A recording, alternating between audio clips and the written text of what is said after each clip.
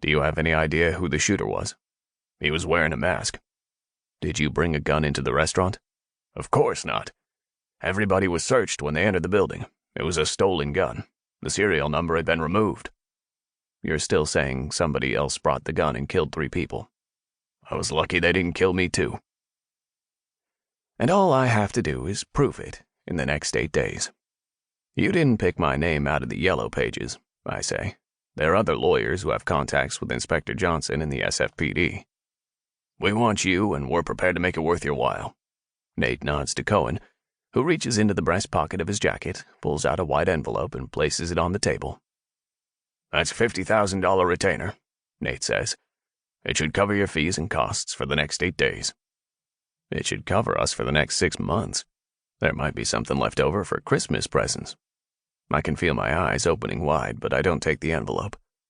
Our firm has only 2 lawyers. We spend most of our time representing small-time drug dealers and petty criminals who frequently have to choose between paying us or making bail. Most opt for the latter. It's a big day when some poor soul charged with driving under the influence gives us a $1,500 retainer. It might make more sense to spend your money on a private investigator, I say. We'd also like to hire your brother. He's done his homework.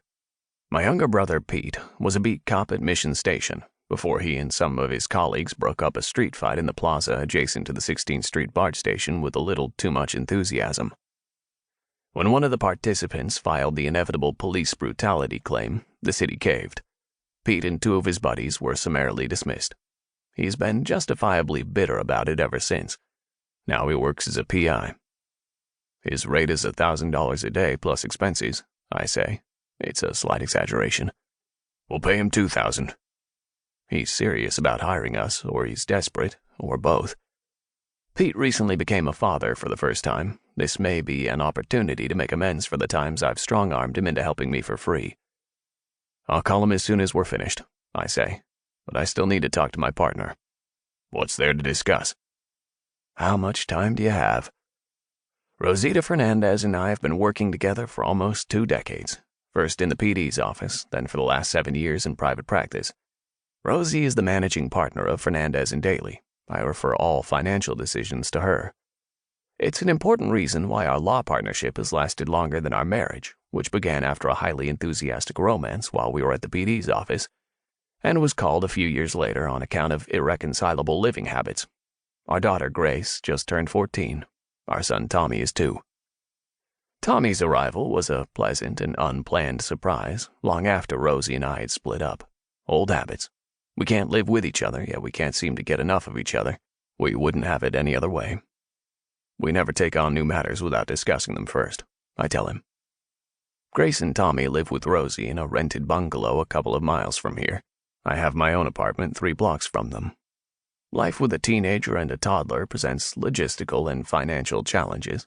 Recently, we decided to cut back our workload to give parenthood more focus.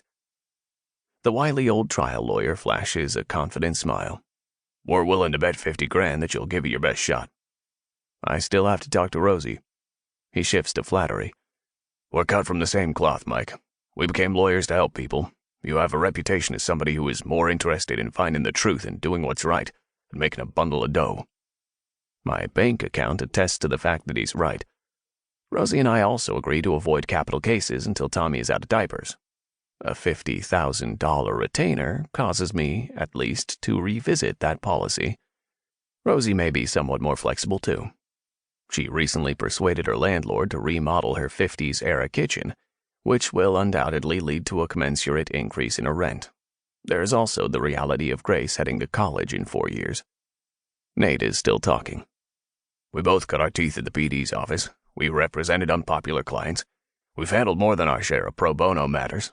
That makes us kindred spirits, even colleagues.